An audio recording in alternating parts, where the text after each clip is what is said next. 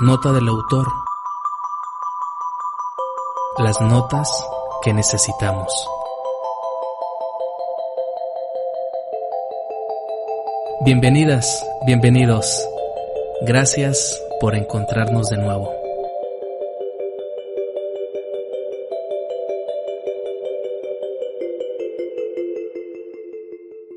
Estimadas amigas y amigos de Nota del Autor, gracias por seguir escuchando nuestro contenido digital. Ya sabe que este tiempo que va a invertir en este podcast será de calidad y sobre todo impactará, o así lo pretendemos nosotros, estimulará también su crecimiento personal. El día de hoy ya vio el título de este podcast, ¿Tengo depresión? Este trastorno es muy mencionado en la actualidad. Desde el año 1997 yo escuchaba en mi licenciatura en psicología que la tasa de crecimiento de la depresión iba a aumentar considerablemente en los próximos 10 años, o sea, 2007. Ya hace mucho de aquella noticia que recibí cuando era estudiante, y ahora me doy cuenta que esa tasa de depresión o esa tasa de pacientes con depresión pues sigue en aumento de manera exponencial. No le voy a compartir cifras, estadística de cuánta gente tiene depresión en el mundo, por países, por regiones, porque las estadísticas, aunque son un indicador importante para la ciencia, no deja de ser un número que no representa a todos. Podríamos decir, por ejemplo, que en México hay algunos 100,000 pacientes con depresión, estadísticamente hablando, pues pudiera ser un dato falso, porque hay muchos pacientes que no tienen la seguridad social y que viven el padecimiento en su casa sin tener que ir a reportarlo en una institución de salud. Entonces, repito, aunque la estadística en cierto sentido es un parámetro, nos da una idea de cómo este trastorno depresivo se propaga o la incidencia de este, no es totalmente cierta la estadística. Existen márgenes de error muy específicos que nos dicen que aparte del número que se da públicamente en alguna página web o en algún medio de comunicación, hay más gente deprimida. Hay gente que comparte la idea de que la depresión es una enfermedad silenciosa, tan silenciosa que no se puede rastrear con seguridad. Bueno, en este podcast quiero compartirle algunos datos importantes sobre este padecimiento que también es una pandemia, igual que otras que existen, pero que no se le da tanta importancia como la que está teniendo ahorita el COVID-19. La depresión es una pandemia, quizás no declarada por la Organización Mundial de la Salud. Imagínese si de repente la Organización Mundial de la Salud nos dice la depresión es una pandemia, la diabetes es una pandemia, el cáncer es otra pandemia. En fin, no, pues nos volveríamos locos, ¿verdad? Nos volveríamos gente muy ansiosa o gente paranoica. Creo que por algo lo hacen. Bueno, quiero compartirle al contenido importante relacionado con este padecimiento de la depresión y algunas reflexiones personales que han surgido de mi consultoría con mis pacientes y algunas fuentes bibliográficas que he leído relacionadas con este tema de la depresión. Bueno, estimada audiencia, iniciemos con la pregunta obligada, con la esencial. ¿Qué es la depresión? Comúnmente escuchamos hablar de repente a los amigos o a los amigos de los amigos que dicen estoy en la depre, o fulana de tal está deprimida o fulano de tal está deprimido, y en ocasiones creemos que tienen el trastorno. Sin embargo, hay criterios específicos para decir que alguien realmente está en la depre o la depresión. Entonces, aclaremos términos, estimados amigos y amigas. La depresión es un trastorno mental. No es una tristeza que nos llegó porque terminamos con la pareja, porque se nos fallece un ser querido.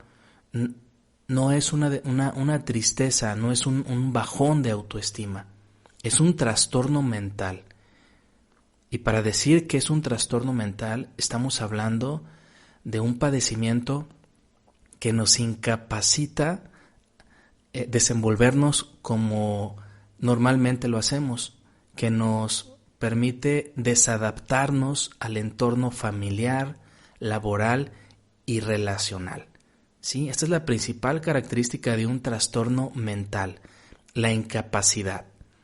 Entonces, voy a compartirle quién diagnostica la depresión, quién puede diagnosticar este trastorno mental, en qué se basan esas personas para diagnosticar la depresión. Le voy a compartir acerca de los síntomas más recurrentes o más frecuentes o los que podemos identificar de manera más fácil de la depresión. Y le voy a compartir que el trastorno depresivo pues tiene muchas variantes. Así que dejemos del trabajo de la diagnosis, de diagnosticar a un o a una profesional. Le compartiré algunos test que evalúan la depresión, pero aunque algunos de ellos ya son de dominio público, ya están en internet, no es tan fácil interpretar estas pruebas. Le repito, hay que dejarle el trabajo a quien se preparó en esta línea. También le comparto algunas probables causas de la depresión. Probables causas, ya que la depresión es multicausal. Si se detectara la situación problemática o lo que da origen a la depresión, bueno, pues quizás se estaría trabajando en la cura y sería más fácil, ¿no? Sería más fácil poder decir, bueno, tienes depresión debido a esto, entonces haz esto, toma esto o sigue estas pautas y te vas a recuperar. El trastorno depresivo es multicausal. Ya le voy a compartir algunos datos importantes acerca de lo que le dan origen o las causas de la depresión. También compartiré algunos tratamientos que pueden ser eficaces para atender este padecimiento. Finalmente, le voy a decir la bibliografía en la que me respaldo para compartirle este contenido. Muy bien, continuemos. Ya había comentado que la depresión es un trastorno mental y sus características, ¿por qué se le llama trastorno mental? ¿Quién diagnostica este padecimiento? Bueno, están sin decir que el primero es el primer filtro o el más importante.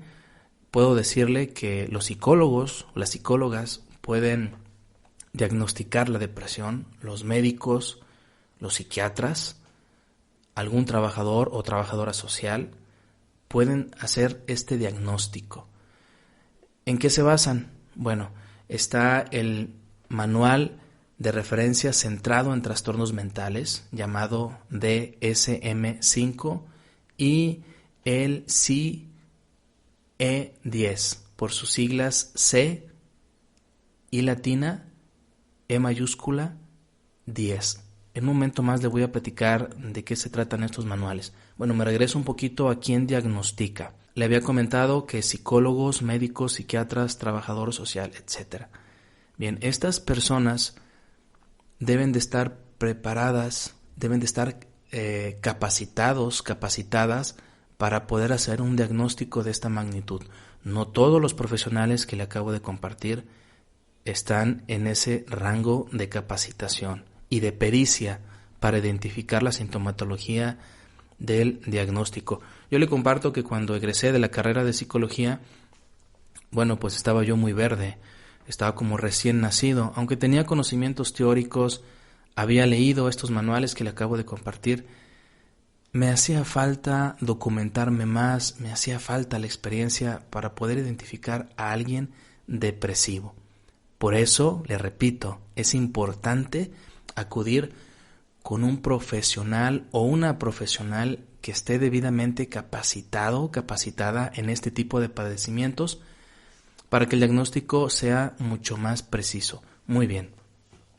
¿Cuáles son las referencias que utilizan estos profesionales para poder decir que usted tiene depresión? El primero es el Manual de Referencia Centrado en Trastornos Mentales, que ya le comentaba por sus siglas DSM-5. Cuando yo era estudiante, iba a este manual en el DSM-2, DSM-3, ya se ha actualizado al 5. ¿Qué significa que se ha actualizado? Pues que ya ha habido más investigación científica, más precisa, y también que quizás se descubrieron otros trastornos mentales. Este manual de DSM-5 es editado por la Asociación Americana de Psiquiatría, ¿sí? Este manual sale cada determinado tiempo y pone al día a los profesionales de la salud mental para poder diagnosticar la depresión. Aquí vienen síntomas de los más frecuentes y diferenciarla de otros trastornos mentales. Este es un manual que se utiliza, pero ya le comentaba que hay otro, el CIE-10, que es la Clasificación Internacional de Enfermedades, incluyendo no solo las alteraciones de la psique, de la mente, y enfermedades médicas que pueden aparecer en el ser humano. Esta información es tomada de psicologiaymente.com. La diferencia entre estos dos manuales es que el primero, el de la Asociación Americana de Psiquiatría, DSM-5, está enfocado solamente a los trastornos mentales, y el CIE-10 es una clasificación internacional que incluye en uno de sus apartados trastornos mentales, pero también otras alteraciones y enfermedades médicas que pueden aparecer en el ser humano. El CIE-10 es editado, es difundido por la OMS, Organización Mundial de la Salud. Y en cada uno de estos libros se comparten referencias de uno y de otro. Si usted consulta en línea el DSM-5, se va a encontrar ahí con algunas siglas, con algunas referencias del CIE-10. Si usted consulta el CIE-10, se va a encontrar con algunas referencias del DSM-5. Es decir, aunque ambos son organismos distintos, uno es nacional, como es la Asociación Americana de Psiquiatría, y el otro es internacional, no están peleados, sino que se comparten información. Bien, pues los profesionales que le acabo de compartir tienen que ir a estas fuentes y pues tal cual, pues hacer como un checklist, aparte de los test que aplican para diagnosticar a las personas si tienen depresión o no depresión, y al final pues dar un informe. Muy bien. Síntomas. ¿Cuáles son los síntomas más generales de la depresión? Voy a tomar esto que le voy a compartir, esta cita de el sitio de la Organización Mundial de la Salud. Tengo que identificar los siguientes síntomas para saber si tengo depresión. Primero, presencia de tristeza, pérdida de interés o placer, sentimientos de culpa o falta de autoestima, trastornos del sueño o del apetito, sensación de cansancio y falta de concentración. Es la definición más general, son los síntomas más generales del trastorno depresivo, pero usted se dará cuenta, estimada audiencia, y quizás se cuestione, caray, yo he sentido algunos de esos síntomas que me acaba de decir Jaime, entonces tengo depresión. Cuidado, esta es la definición más general. Voy a ser más específico a continuación. ¿Sí? Si usted tiene, por ejemplo, trastorno del sueño o del apetito, no va a decir, tengo depresión. No, la depresión se diagnostica en base a la aparición de ciertos síntomas durante determinado tiempo y frecuencia. Es lo que le voy a compartir después.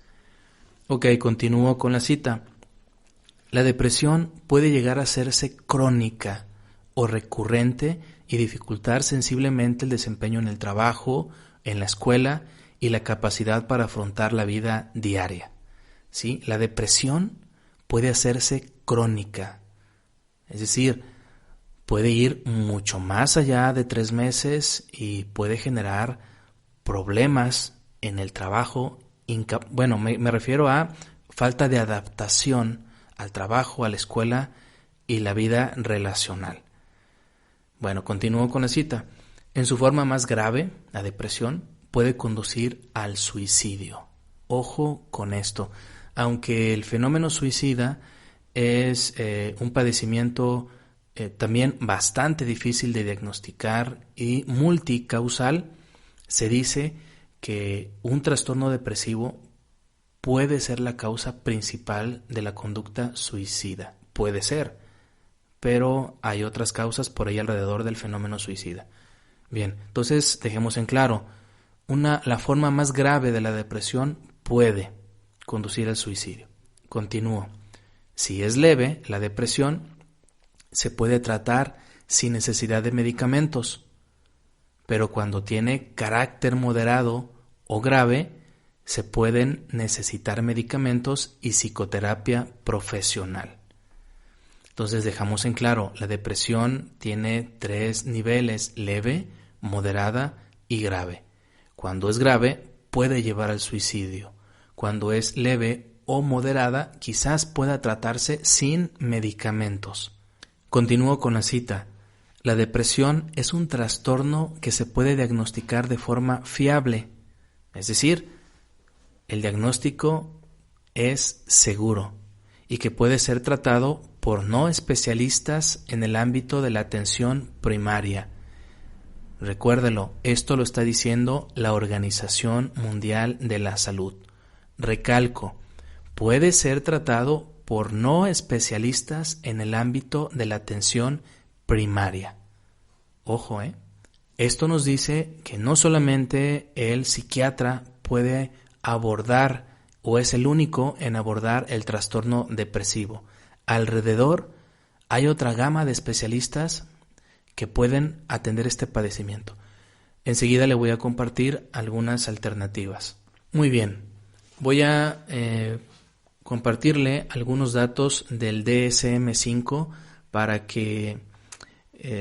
ser más específico y decirle de manera más clara lo que es el trastorno depresivo y usted pueda diferenciarlo de otros padecimientos como la baja autoestima, las tristezas pasajeras, los momentos que tenemos por ahí de desánimo y pueda identificar claramente cuándo se tiene la depresión y cuándo se está en ausencia de ella.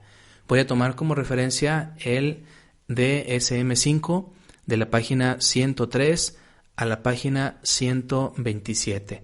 Voy a darle algunos datos, no voy a ocupar el espacio leyéndole. Simplemente voy a hacerle una lectura muy rápida, muy general, para que usted se forme una idea.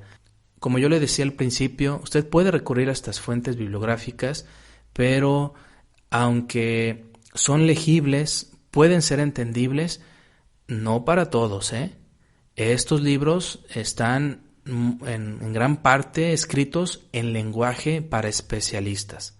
Pueden ser una referencia. No le voy a ocurrir como un paciente que tuve hace ya varios años que llegó a mi consultorio ya diagnosticado por él mismo y me dice, ya investigué en internet y creo que tengo ansiedad de este tipo y se expresa de esta manera y casi me decía que nunca iba a tener cura. O sea, ahora hay tanta información en internet que cada quien se diagnostica. No, mis estimados amigos y amigas, está bien que nos documentemos y que sepamos, pero toda esa información tenemos que confrontarla, tenemos que platicarla con un profesional. De alguna manera sirve documentarnos porque cuando vamos con un profesional o con una profesional, más o menos comprendemos el lenguaje de él o de ella. Sí lea, pero también acuda con un profesional para que le aclare todas sus dudas. Recuerde que ellos están capacitados para eso. Ok, entonces voy a irme al DSM 5 para platicarle algunos síntomas. En la página 103 de este manual está el título con negritas, trastornos depresivos. Enseguida dice trastornos de desregulación destructiva del estado de ánimo. Estimados amigos y amigas, nuestro estado de ánimo continuamente está fluctuando, está siendo regulado por nosotros mismos. En ocasiones nosotros expresamos lo que sentimos cuando lo deseamos, en otras no lo hacemos. Un acontecimiento, una noticia puede desregular nuestro estado de ánimo. Vamos, cambiarlo o modificarlo. Y a veces ese estado de ánimo pues dura cambiado o dura modificado algunas horas, algunos minutos, algunos días, pero quizás vuelva a la normalidad o vuelva a la estabilidad. En este caso lo que yo le voy a compartir es cuando nuestro estado de ánimo está desregulado de manera destructiva. ¿Sí? El estado de ánimo está desequilibrado, está colapsado y nos puede llevar a una depresión mayor. ¿Cuáles son algunos de estos síntomas de esta desregulación destructiva del estado de ánimo? Por ejemplo, tenemos accesos de cólera graves y recurrentes, que se manifiestan verbalmente, rabietas verbales y o con el comportamiento. Este estado de ánimo colérico, de mucho enojo, se manifiesta 3 o más veces por semana y abarca los planos laboral, familiar, relacional. Es un estado de ánimo colérico, de mucho enojo, de muchos impulsos agresivos, nos dice este manual, totalmente identificables por el entorno. O sea, la gente inmediatamente se da cuenta que algo no está bien en esa persona, que son sobresaltos, que son impulsos violentos, coléricos, desproporcionados a la situación o a lo que los provocó. Entonces, ahí estamos viendo que la persona está experimentando su estado de ánimo, pero cambiado, desregulado, desequilibrado. Otro síntoma, estas personas andan irritables o irascibles la mayor parte del día, casi todos los días, y es observable por parte de otras personas. Si se manifiesta este cambio abrupto en la personalidad, de una personalidad ecuánime a una colérica, irascible, durante los primeros 3 meses y después continúa al año, ojo, quizás esa persona esté experimentando depresión. Le repito, el tiempo de aparición de los síntomas es esencial. Entonces, le dejo bien en claro, si empezamos a tener un estado de ánimo colérico, de episodios de ira y que pueden ser perfectamente identificables por los demás durante 3 meses y quizás hasta el año, ojo, nuevamente, pongamos atención en eso y quizás podríamos estar experimentando la primera etapa de la depresión. También este manual nos dice que el diagnóstico de la depresión no puede coexistir con el trastorno negativista desafiante, el trastorno explosivo intermitente o el trastorno bipolar, aunque pueden coexistir con otros, como el trastorno depresivo mayor, el trastorno de déficit de atención con hiperactividad, el trastorno de conducta y los trastornos por consumo de sustancias. Ya sé, estimada audiencia, que algunos de estos trastornos pues no los conoce o están un poco o muy confusos. Lo que quiero compartirle es que este diagnóstico debe de diferenciarse de otros trastornos, pero que también puede convivir o puede compartir el espacio con otros trastornos. Es como alguien que tiene, por ejemplo, diabetes y también COVID al mismo tiempo. Es algo similar. También en enfermedades mentales también pueden coexistir trastornos al mismo tiempo. Híjole, pues se complica más la tarea, ¿verdad? Y una última aclaración, los síntomas no se pueden atribuir a los efectos fisiológicos de una sustancia o de otra afección médica o neurológica. Hay personas que dicen, a mí me llegó o tengo depresión porque estoy tomando cierto medicamento o porque tengo una enfermedad neurológica. No, aquí el manual nos está compartiendo que estos síntomas no se les puede atribuir su causa a cuestiones fisiológicas o una sustancia o de otra afección médica o neurológica. Entonces, por eso yo le compartía que el diagnóstico tiene que ser preciso y lo tiene que realizar alguien especializado en esta área. Enseguida, pues aparece el trastorno de depresión mayor. Lo que le acabo de compartir es el trastorno de desregulación destructiva del estado de ánimo. Enseguida aparece el trastorno de depresión mayor, tal cual como dice este manual de DSM-5. Este trastorno de depresión mayor, y le comparto, son algunas generalidades. Tiene como inciso A, como primer indicador, 5 o más de los síntomas siguientes han estado presentes durante el mismo periodo de 2 semanas y representan un cambio del funcionamiento previo. Al menos uno de los síntomas es, entre paréntesis 1, estado de ánimo deprimido o 2, pérdida de interés o de placer. Síntomas: estado de ánimo deprimido la mayor parte del día, casi todos los días, según se desprende de la información subjetiva. Por ejemplo, se siente triste, vacío, sin esperanza, la mayor parte del día. 2. Disminución importante del interés o el placer por todas o casi todas las actividades la mayor parte del día, casi todos los días. 3. Pérdida importante de peso sin hacer dieta o aumento de peso. Está muy polarizado, ¿no? O ganas mucho peso o pierdes mucho peso. 4. Insomnio o hipersomnia. La hipersomnia es este padecimiento de que te da sueño en momentos pues no adecuados o no propicios y de repente caes dormido. Y el insomnio pues la dificultad para dormir. Bueno, insomnio o hipersomnia casi todos los días. 5. Agitación o retraso psicomotor casi todos los días, observable por parte de otros, no siempre la sensación subjetiva de inquietud o de enlentecimiento.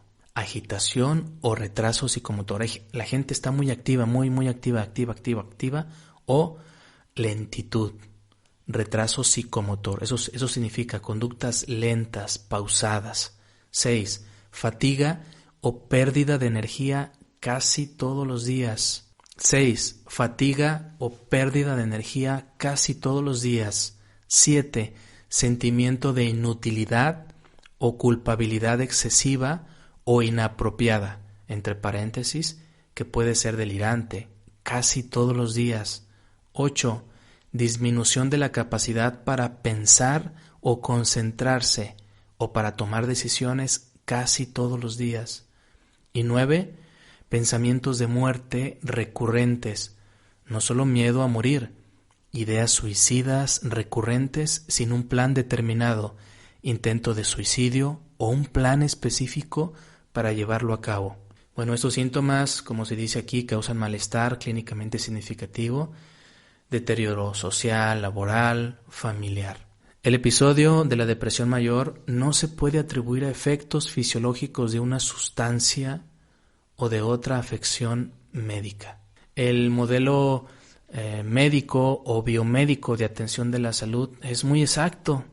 Cuando alguien dice, pues siento una dolencia muy fuerte en mi brazo, a ver, vamos a tomarle una radiografía. Y resulta que hay una torcedura o que el brazo se quebró. Bueno, para el modelo biomédico hay una señal inequívoca, hay una prueba palpable, fehaciente, que dice que hay una torcedura, una quebradura. Es una señal inequívoca de que el cuerpo está lesionado y tiene que atenderse. Y por lo tanto, pues ya hay un tratamiento, hay que enyesar, hay que dar un medicamento, un fármaco, etcétera. Pero en el caso de las enfermedades mentales es complicado. No hay una causa orgánica, física, que nos diga dónde está la lesión. ¿Sí? Es subjetivo, totalmente subjetivo. Por eso este manual nos dice, este trastorno depresivo mayor no se le puede atribuir a efectos fisiológicos o corporales de una sustancia o de otra afección médica. Simplemente el trastorno aparece. Ya vamos a revisar más adelantito cuáles pudieran ser las causas. Entonces, dejamos en claro, los padecimientos mentales, los trastornos mentales no tienen una causa orgánica, es subjetiva, es mental. Muy bien, para este trastorno depresivo mayor aquí hay una nota. Las respuestas a una pérdida significativa, por ejemplo, un duelo, una ruina económica, pérdidas debidas a una catástrofe natural, una enfermedad o discapacidad grave, pueden incluir el sentimiento de tristeza intensa, rumiación acerca de la pérdida. Rumiación es ese pensamiento recurrente que nos llega continuamente a nuestra mente, está ahí como círculo vicioso. Esa es la rumiación del pensamiento. Puede aparecer insomnio, pérdida del apetito y pérdida de peso que figuran en el criterio A, y pueden simular un episodio depresivo, pero no son la causa. Aunque estos síntomas pueden ser comprensibles o considerarse apropiados a la pérdida, también se debería pensar atentamente en la presencia de un episodio de depresión mayor, además de la respuesta normal a una pérdida significativa. Entonces, le vuelvo a reiterar, si alguien sufrió una pérdida, está pasando por un periodo de duelo, está en la catástrofe económica o sufrió una catástrofe natural, no precisamente eso va a desencadenar un periodo o un episodio depresivo mayor. No precisamente. Hay otras causas o hay otros motivos más profundos que pueden originar la depresión mayor. Lo que le acabo de compartir bien puede ser algo pasajero, pero puede ser vencible de manera pues más o menos fácil. Bueno, pues a continuación aparecen más características en este manual, las cuales no le quiero compartir para no hacer denso este episodio. Simplemente le comparto algunos títulos que refieren a las diferentes variantes de la depresión. En la página 109 de este manual DSM-5 aparece el trastorno depresivo persistente, entre paréntesis distimia. Son las variantes del trastorno depresivo y vienen ahí sus características. Enseguida, en la página 110, trastorno disfórico premenstrual, ¿sí? Antes de que llegue la primera regla. Ahí aparecen características depresivas. Enseguida, el trastorno depresivo inducido por una sustancia o medicamento. Hay que diferenciarlo del otro que acabamos de decir, que la causa no puede ser tan identificable. Pero también tengamos en cuenta que las sustancias, las drogas o algún medicamento específico también puede detonar episodios de depresión. Y aquí vienen algunas características de cómo identificar la depresión con la relación de la ingestión de algún medicamento o alguna sustancia. Enseguida tenemos los trastornos depresivos debido a la afección médica. Vienen sus características. Enseguida, otro trastorno depresivo especificado. Y dentro de este, depresión breve recurrente.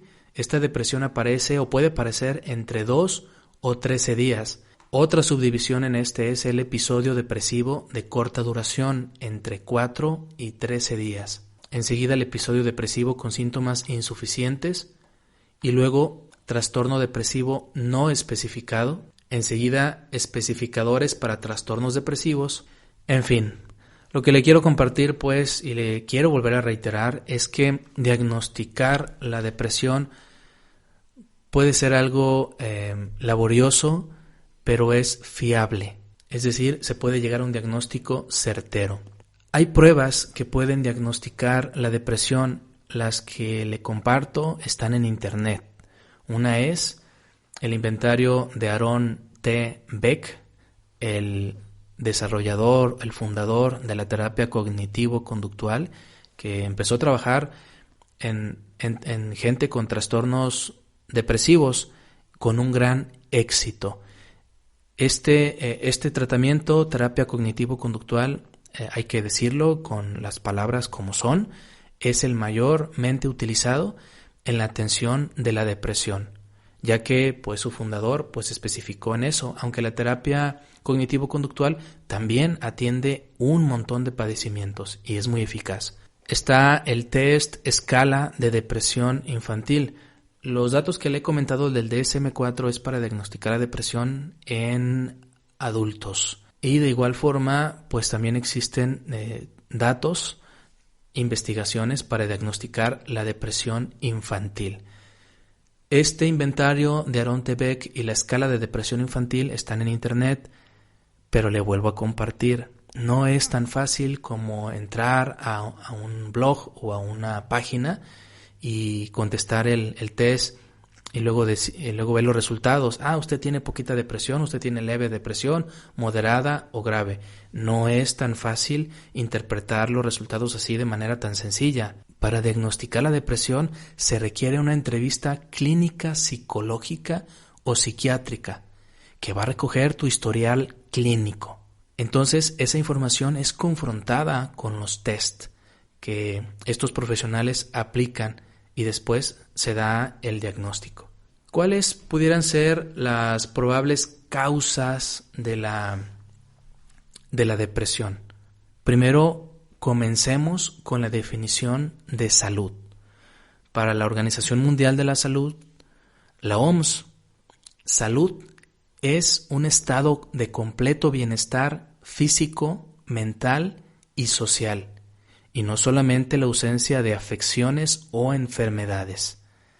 ¿Qué nos dice esto, estimadas amigas y amigos? Que tenemos que tomar en cuenta en las causantes de la depresión la cuestión física o biológica, la mental y la social, ya que si la OMS nos está diciendo que la salud es un completo bienestar bio, psico y social, no podríamos decir que la causa de la depresión sea meramente psicológica, social o biológica, sino que tendríamos que investigar estas tres dimensiones en el ser humano e identificar la relación entre ellas y dar un diagnóstico. ¿Sí me doy a entender? La causa, el motivo o el origen de la depresión no solamente es o puede ser biológica, puede ser mental o puede ser social o la combinación de estas tres. Esto debido a la definición que nos ofrece la OMS de la salud, completo bienestar biopsicosocial. Entonces, entendemos que el hombre es un ser biopsicosocial, es un ser compuesto por estos tres elementos o dimensiones: su biología, su psique, su mente, y la forma relacional, su relación con el entorno. Bien, veamos estos tres componentes de uno por uno de manera rápida y ágil.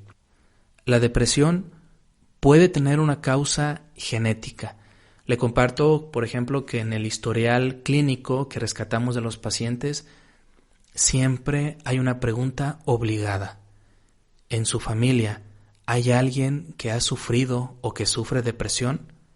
Y a veces nuestros pacientes nos dicen, sí, pues mi abuela, mi abuelo, mi tío, mi hermano, mi primo, mi madre tienen depresión. Entonces, hay una predisposición o puede haber una predisposición genética a padecer depresión.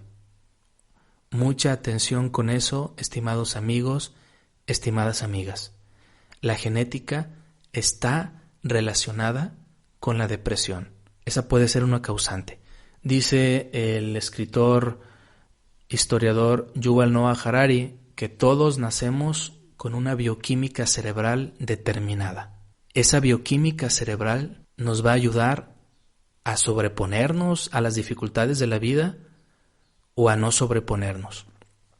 Habrá gente que pues sufre catástrofes, sufre pérdidas y va a lograr sobreponerse a todo eso sin ninguna dificultad, como si dijéramos que la bioquímica cerebral es la base del estado de ánimo, como si dijéramos, no estoy dando por sentado nada. En cambio, habrá otras personas que van a nacer con una dinámica en su bioquímica cerebral que se les va a hacer muy difícil levantarse, por ejemplo, de una depresión, y que van a vivir depresión casi el resto de su vida, o van a estar en tratamiento psiquiátrico, psicológico, el resto de su vida. Entonces, nuevamente le comparto, atención con esto. La fisiología, lo biológico en los seres humanos también cuenta. No todo es psicológico, no todo es biológico, no todo es social. Tiene su parte importante. En este caso estamos hablando pues de la neurología, la bioquímica cerebral. Enseguida está la dimensión psicológica del ser humano. La depresión puede provenir de nuestra psique, de nuestro manejo correcto o incorrecto de las situaciones conflictivas que experimentamos. En la dimensión psicológica consideramos el tipo de personalidad del sujeto, de la sujeta, su historia personal, los eventos traumáticos intensos que vivió esta persona en cualquier edad, en la niñez, en la adolescencia, juventud, etc. Y en esta parte, estimados amigos y amigas, quiero hacer un paréntesis en esta de la dimensión psicológica. Los seres humanos somos muy vulnerables. Estamos sintiendo emociones a cada instante, a cada momento. Nuestro estado de ánimo, como lo comentaba al principio, fluctúa, a veces es ecuánime, a veces se altera con facilidad. El ser humano tiene un cerebro bastante desarrollado, pero frágil, vulnerable. Este cerebro está sintiendo. Hay una red interna neuronal, como hay muchas, que detecta todo lo que siente nuestro cuerpo y luego lo interpreta. Esta red se llama interocepción, bien identificada por neurocientíficos. En este momento voy a citar a Lisa Feldman Barrett, que nos habla muy específicamente de esta red interoceptiva. Esta red que está en nuestro cerebro es una red intrínseca que está en nuestro cerebro que nos ayuda a identificar todas las sensaciones de nuestros órganos internos y nuestros tejidos, de las hormonas de nuestra sangre y de nuestro sistema inmunitario. La interocepción, esta red interoceptiva, es el origen del sentir. Esta red que está en nuestra cabeza, este conjunto de neuronas, hacen ese trabajo, darnos cuenta que estamos experimentando en nuestro cuerpo. Si sentimos hambre, si nos duele una parte del cuerpo, si sentimos el estómago vacío, si los hombros nos duelen, etc. Esta red interoceptiva del cerebro, dice Lisa Feldman, es el origen del sentir. Y luego aparece este fenómeno que es un gran misterio para la ciencia, lo dice Lisa Feldman, el afecto. El afecto es la sensación general de sentir que experimentamos a lo largo de cada día. Les digo de manera textual, no es una emoción, sino una sensación mucho más simple, con dos características. La primera es si la sensación es agradable o desagradable, lo que los científicos llaman valencia. La segunda característica del afecto es lo tranquilos o excitados que nos sentimos, lo que se llama arousal, estado de alerta o de activación. Entonces, el afecto, que es uno de los grandes misterios para la ciencia, nos permite identificar si lo que sentimos, si las sensaciones que sentimos son agradables, son desagradables, y también lo tranquilo o excitados que nos sentimos. Ese es el afecto. Entonces, nuestro cerebro, repito, tiene esa capacidad de ayudarnos a darnos cuenta, a ser consciente lo que está pasando en nuestro organismo y cómo es afectado por el entorno. Y bueno, pues les sigo comentando que el ser humano es frágil, es vulnerable y a todo momento, a todo instante está sintiendo. Algunas personas procesan esos datos que les da su cuerpo de manera saludable y otras no. También me refiero a las reacciones externas. Todas las personas las procesan de manera diferente. Un evento traumático puede ser para una persona muy grave, muy catastrófico, pero para otra fue solamente una experiencia difícil que ya pasó y que se aprendió de la misma y hay que seguir adelante. Cada persona procesa de manera diferente lo que está pasando en su organismo como de lo que viene del exterior. Entonces imagínese, la persona depresiva pues quizás se enganche con mayor fuerza a las situaciones estresantes o a los episodios traumáticos y se quede en ese estado de ánimo deprimido, o se enganche con los pensamientos rumiantes negativos en su mente, se quede con ellos durante meses y luego se haga una depresión. Pero habrá personas que no. Habrá personas que, como lo acabo de compartir, dejen pasar las situaciones, tomen el aprendizaje que les puede dar esa mala o negativa experiencia y sigan con la vida. Entonces, lo psicológico, el procesamiento psicológico de los eventos o de lo que siente la persona es fundamental para diagnosticar la depresión, tanto para diagnosticarla como también para tratarla.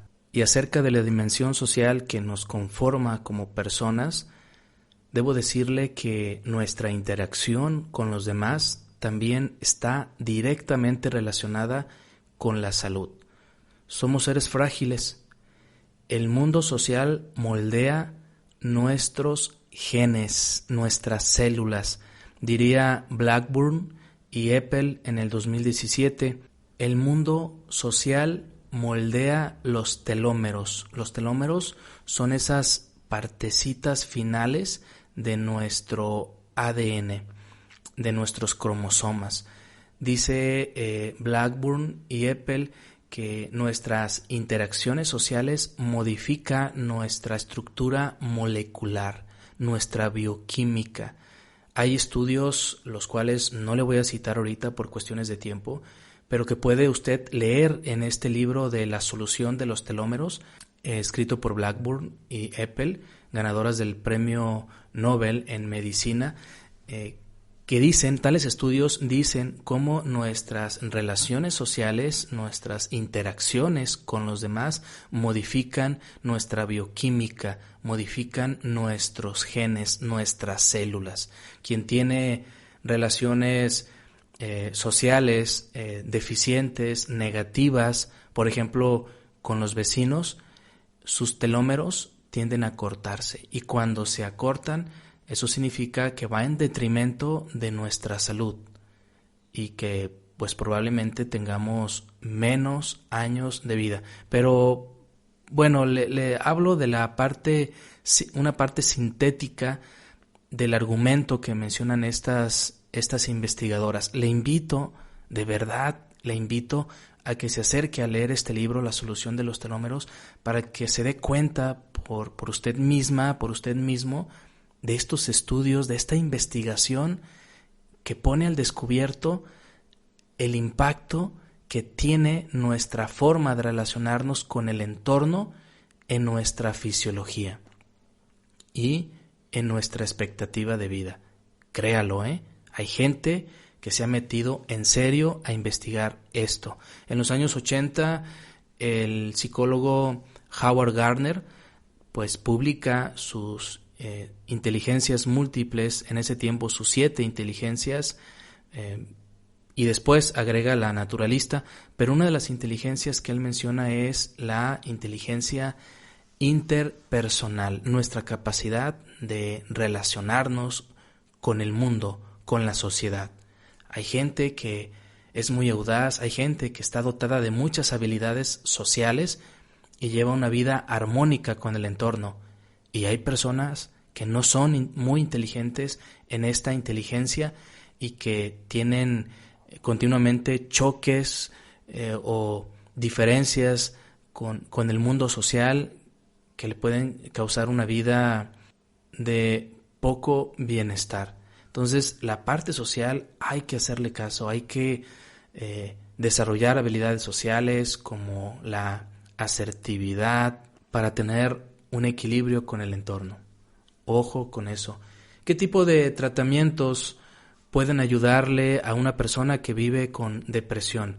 Si partimos de que la salud es el completo bienestar biopsicosocial o físico, mental y social, y no solamente la ausencia de afecciones o enfermedades, esto quiere decir que la depresión tiene que tratarse desde estos 3 enfoques que ya he comentado y ejemplificado con anterioridad, desde lo biológico, lo psicológico y lo social. Hay que tomarlos en cuenta. Entonces, hay que elegir un tratamiento interdisciplinar. Si usted ya fue diagnosticada por un psicólogo y el psicólogo le dice: voy a ofrecerle un acompañamiento psicoterapéutico para trabajar la depresión, pero requiere ir a psiquiatría para que le den fármacos que le ayuden a estabilizar su bioquímica cerebral, porque bueno, ya hay estudios también científicos que demuestran que una gente con depresión grave, severa, su bioquímica cerebral no está trabajando como debería trabajar. Entonces los fármacos lo que hacen es ayudarle a los neurotransmisores, a que los neurotransmisores se activen o segreguen la sustancia que tengan, la hormona que tengan que segregar, y haya un equilibrio cerebral. Hay tratamientos que aún están en fase de inicial, que el historiador Harari en el 2016 le llama estudios que están en pañales, en su fase de experimentación, que dicen que hay cascos transcraneales, cascos que generan unos impulsos eléctricos y que ponen a los neurotransmisores a actuar, a conectarse, a generar un esquema sináptico saludable.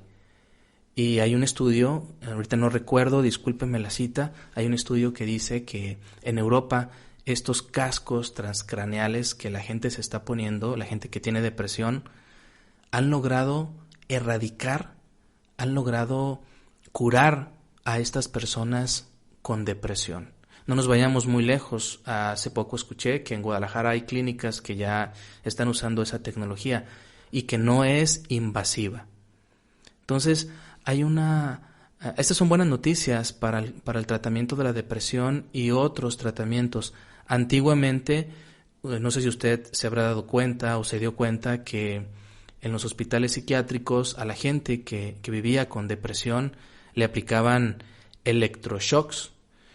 Y los electroshocks pues eran esos impulsos eléctricos fuertes, intensos al cerebro para tratar si se reconfiguraba la red sináptica y se podía curar a las personas. Esos tratamientos fueron abandonados por allá en los 50 y en los 60. ¿Y ahora qué cree? Ahora la ciencia ha descubierto que esos impulsos eléctricos a una baja intensidad a través de un casco transcraneal que las gentes se ponen pueden ser la solución. Entonces, los antiguos investigadores no estaban tan errados. Quizás la metodología, quizás no tenía que ser tan invasiva los impulsos eléctricos para poder corregir la conducción, la red sináptica en el cerebro. Entonces, tratamiento que sea, por favor, interdisciplinar, psiquiátrico, psicológico. El origen del padecimiento de la depresión, ya lo comentaba anteriormente, es multifactorial. Tiene origen biológico, psicológico y social. Por lo tanto, obviamente, el tratamiento debe ser integral.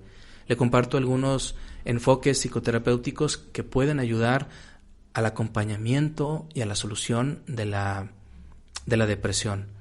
De la terapia cognitivo-conductual, que ya les citaba anteriormente, la terapia Gestalt, el psicoanálisis, el enfoque sistémico familiar, la homeopatía también ofrece alternativas para esto, la acupuntura, la psiquiatría, la medicina, en fin, pero siempre tratando al padecimiento de manera integral.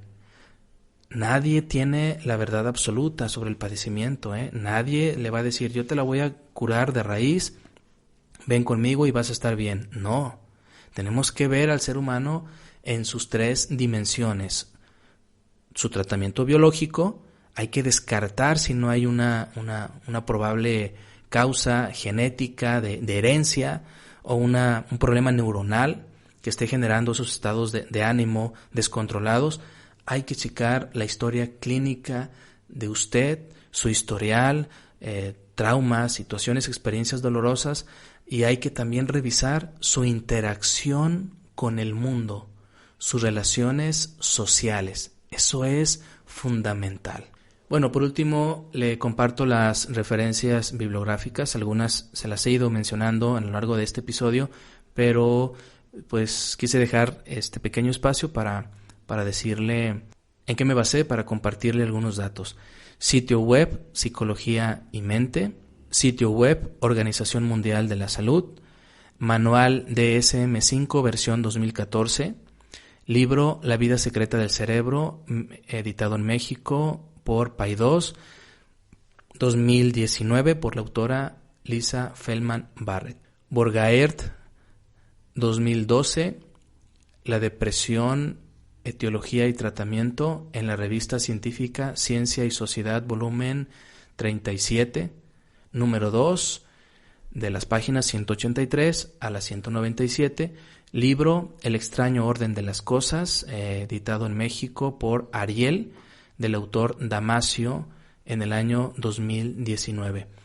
La solución de los telómeros, un acercamiento revolucionario para vivir más joven, más sano y más tiempo, editado en México por Debate, las autoras Blackburn y Eppel, en el año 2017. Y por último el libro Homo Deus, breve historia del mañana, editado en México por Debate, del autor Noah Yuval Harari. Estimados amigos y amigas de Nota del Autor, deseo que hayamos podido contestar de una manera muy general esta pregunta: ¿tengo depresión? Si te sentiste identificado en parte de la sintomatología que yo te compartí, por favor, acude de inmediato a un profesional, a una profesional. Y si usted detectó con esta vista panorámica de síntomas a un familiar, por favor recomiéndele o acompáñele a una entrevista con algún profesional para salir de dudas. Quien estuvo con ustedes, Jaime Gómez Castañeda. Los invito a visitar nuestro blog notadelautor.com, donde se va a encontrar con otros artículos relacionados con el crecimiento y el desarrollo personal. Visítelo, lea y comparta. Estamos en Facebook, Nota del Autor, o @las notas que necesitamos. Dese una vuelta por YouTube, Nota del Autor, Instagram, Nota_del Autor, Spotify, Nota del Autor, iVoox o iVoox, Nota del Autor, para descargar en estos últimos 2 nuestros podcasts.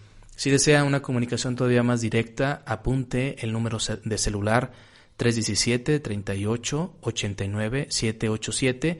Si es del extranjero, ponga al principio +52. Le comparto que el siguiente año vienen cosas más nuevas, diferentes, y ya estaré disponible para la consultoría psicológica virtual. Que tenga un excelente cierre de año. Le mando un afectuoso y cariñoso abrazo. Sígase cuidando, por favor. Gracias por escucharnos. Hasta la próxima, Nota del Autor.